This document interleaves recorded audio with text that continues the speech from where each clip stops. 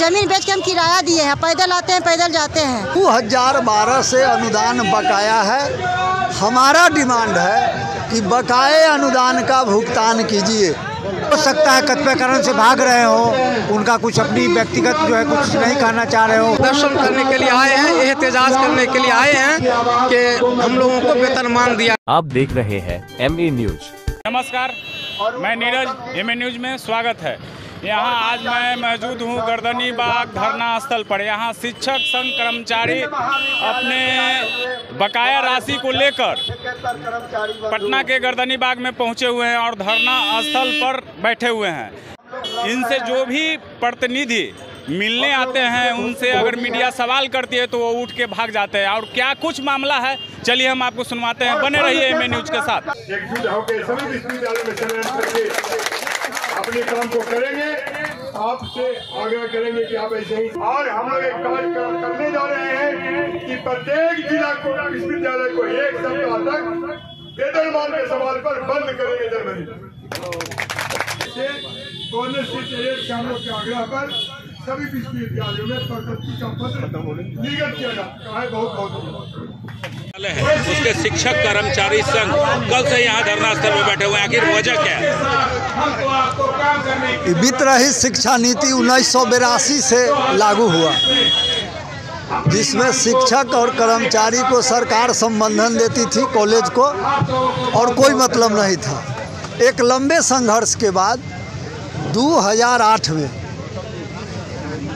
सरकार ने वित्त रहित शिक्षा नीति को समाप्त कर छात्रों को शिक्षक कर्मचारियों को उत्तीर्णता के आधार पर जो छात्र पास करेंगे उसके आधार पर अनुदान देने का फैसला किया। 2008 से शुरू हुआ, 12 तक अनुदान मिला। 12 के बाद सरकार ने 1.5 करोड़ राशि डिग्री में और 50 लाख रुपया इंटर में तय कर दिया, यह कंडीशन के साथ कि जब हम जांच करा लेंगे तब बकाया राशि देंगे।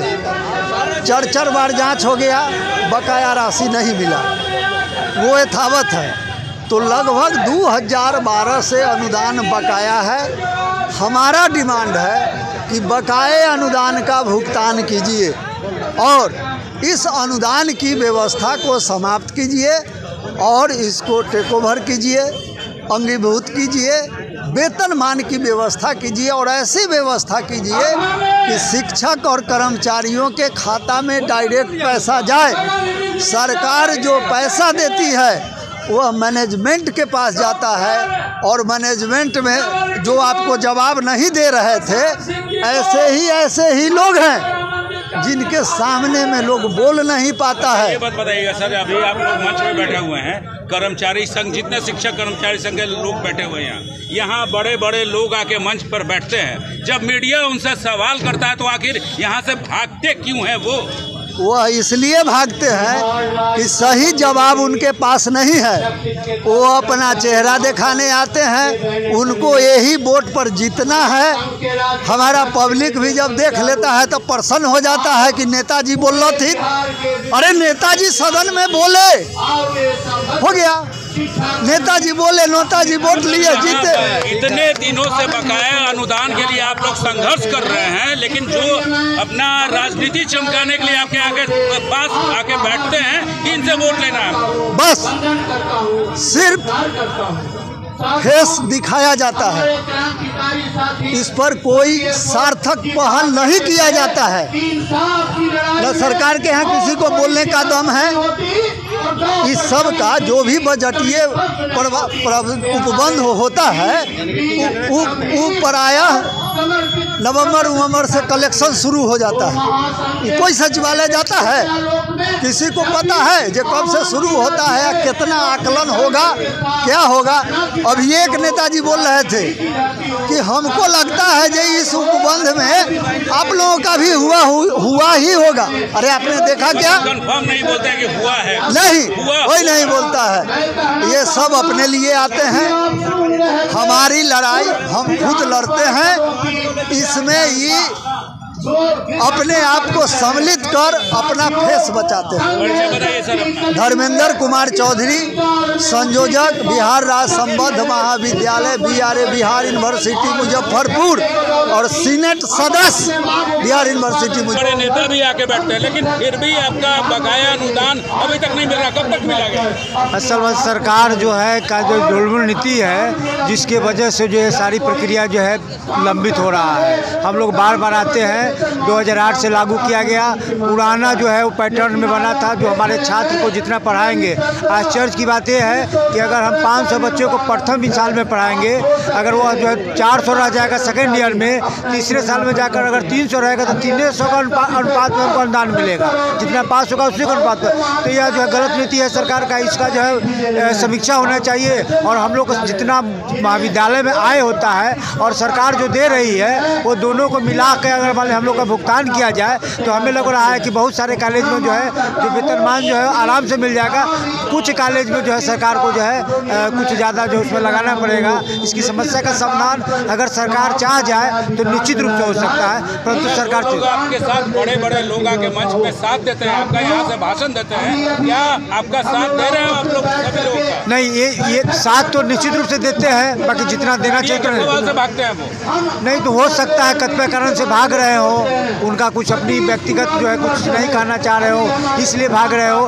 बाकी इसको नकारा नहीं जा सकता एकदम कि जो भी आते हैं, जो सदन में जो नेता प्रणेता लोग हैं, वो हमारा जो शिक्षक है वो एकदम मेरा साथ नहीं देते, साथ देते हैं जितनी हमारी अपेक्षा है, जितना आपकी अपेक्षा है, हो सकता है उतना साथ नहीं देते हैं। परिचय बताइए सर। मैं डॉक्टर शंभुनाथ सिंह, महाराणा प्रताप महाविद्यालय मोहनिया में कार्यरत हूँ और मैं वीर कुंवर सोसाइटी का अध्यक्ष हूँ। रिलेटेड कर लोग को सरकार पर जो अनुदान दे रही है और कॉलेज से मिल रहा है, दोनों को मिला दिया जाए तो सरकार पर बोझ नहीं बनेगी, उसी पैसा में वेतन मिल जाएगा। लेकिन सरकार की सूझबूझ होना चाहिए। सरकार न जाने क्यों ऐसा सोच रही है, जबकि उसको एक पैसा नहीं लगा है। जो अनुदान हमें मिल रहा है आंतरिक स्रोत से मिल रहा है, दोनों को मिला जाए तो वेतन देना आसान है, लेकिन सरकार इसी में राजनीति कर रही है। तो हम लोग अपनी पूरी ताकत लगाएंगे और वेतन मान लेकर रहेंगे। हम लोग को एमएलसी जो है आवाज़ उठाते हैं, ऐसा बात नहीं है, आवाज़ उठाते हैं। अब आपसे जो है क्यों नहीं आपका पत्रकार का जवाब देते हैं वो अलग बात है, लेकिन सदन में विधानसभा विधान परिषद में आवाज़ उठाते हैं। अभी तो मीडिया सवाल कर रहा था, तो अब न जाने क्यों भाग रहे, लेकिन सदन में विधानसभा विधान परिषद में तो आवाज़ उठाते हैं, लड़ते हैं, ये बात सही है। और हम लोग अब संकल्प किए हैं कि अनुदान नहीं वेतन माल लेकर रहे। वेतन नहीं मिलता है? नहीं मिलता, 1 रुपया भी नहीं आता है। हम लोग के आशे पर बैठे हुए कि नीतीश कुमार जी ने हम लोगों की कुछ किरण जगा तो करेंगे कुछ। पढ़ाती हैं जाके, आपके पास भी खर्च होगा ना? बहुत खर्च है। तो खर्च अगर वेतन नहीं मिलता कैसे चलाते हैं? जमीन बेच के हम अनुदान मतलब क्या कहते हैं, अनुदान कैसा पर है कि अनुदान आएगा तो उसमें दे देंगे। वो भी मैंने अनुदान भी तो 2012 मैंने वो भी खत्म में है, तो जमीन बेच के हम किराया दिए हैं, पैदल आते हैं पैदल जाते हैं। बाबूजी को जो मैंने अर्जित रखा हुआ है उसी से हम अपना कड़ी चावल दाल घर के होता है वही खाते हैं। तो उम्मीद है कि धरना स्थल में बैठने की? हाँ, हम तो उम्मीद लेके आए हैं, आशा से आए कि नीतीश जी बोलेंगे करेंगे। तो आपके पास आपके मंच पे आके बैठते हैं, यहाँ भाषण देते हैं, उनसे जब मीडिया ने सवाल पूछा कि इनके बारे में कुछ बताइए तो बोलते हैं कि हम नहीं बोलेंगे। इस पे क्या बोलेंगे? हम लोग बोलेंगे ना, हम लोग कर्मचारी, हम लोग बोलेंगे। इसलिए आते हैं आपका सपोर्ट। हम लोग बोलेंगे ना, हम लोग कर्मचारी हैं, हम लोग बोलेंगे ना। हम लोग भूखल है ना, हमारे नेता नहीं बोले, नेता के पेट भर गया नहीं बोले, लेकिन हम लोग तो बोलेंगे, हम लोग भूखा हुए हैं ना, हम लोग नहीं आए हैं। कब तक ये धरना रहेगा आप लोग का? अब कब तक, जब तक नहीं करेंगे तब तक रहेंगे। धरना मान लीजिए 20 दिन 30 दिन रहेंगे रोड पे चल जाएंगे। अब संकल्प लेके आए हैं कि नीतीश कुमार जी अब ये है ना इलेक्शन, उनसे पहले अगर हम लोग नहीं कर देंगे, इसमें नहीं अगर करेंगे तो हम लोग आत्महत्या कर देंगे। क्या करेंगे बच के? मैंने बड़े घर बढ़िया घर की औरत वाले कुछ कर भी नहीं सकते, छोटा काम तो क्या करेंगे? मरबे नहीं करेंगे। जो घर से ताना सुनने मिलता है, बेटा बोलता है, बेटी बोलती है कि वही खाना भी ढंग से नहीं बनाती है, कॉलेज चल जाती हो और कुछ भी नहीं करती हो, तो डर जाते कि नहीं कुछ अनुदान आएगा बाबू तो देंगे, कुछ नीतीश कुमार कर रहे हैं तो देंगे। ऐसा कहा कि हम लोग आते हैं, बच्चा है कि ट्यूशन पढ़ा के अपने कॉपी कलम लेता है, सरकारी स्कूल में पढ़ाते हैं, बताइए हम लोग क्या करें? उम्मीद है सरकार से? हाँ, उम्मीद है। और नहीं करेंगे तो कुछ बोल दे कि हाँ नहीं करना है, तो इनके सामने सब जितना है सब हम लोग आत्महत्या कर लेंगे, मर जाएंगे। हम लोग संजय गांधी महिला कॉलेज गया बैरागी से आए हैं। बिहार के वजीर आला श्री नीतीश कुमार ने कहा था कि और मैनिफेस्टो नंबर 2 में लिया था कि हमारी जब सरकार बनेगी तो हम वित्त रहित को वित्त सहित करेंगे, लेकिन 5 से 25 हो गया है। अभी तक बिहार के वजीर आला जनाब नीतीश कुमार हम लोगों को वेतनमान नहीं दिया। इसी वजह से हम लोग यहाँ पर प्रदर्शन करने के लिए आए हैं, एहतजाज करने के लिए आए हैं कि हम लोगों को वेतनमान दिया जाए। अब बहुत उम्र हो गया, एक शेर है मीर का, औहदे जवानी रो रो काटा, पीरी मेली आंखें मूंद, रात बहुत तेज आगे सुबह हुई आराम किया। मैं BS college Simraha, Manwai Shankar college Simraha Saharsa में मैं उस्ताद हैं और सदर शोबे उर्दू।